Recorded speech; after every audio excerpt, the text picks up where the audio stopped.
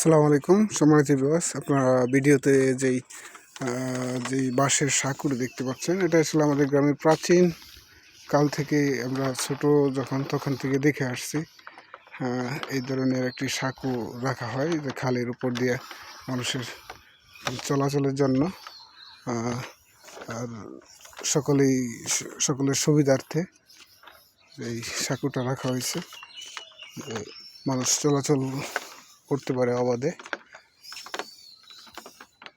এই যে ছোট বাচ্চা, তারাও পার হওয়ার সুযোগ আছে, কারণ সাঁকুর দুই সাইডে বাঁশ দেখতে পাইছেন, একটা বাঁশ উঁচু আর একটা নিচু, যার জন্য আসলে বাচ্চারাও পার হতে পারে।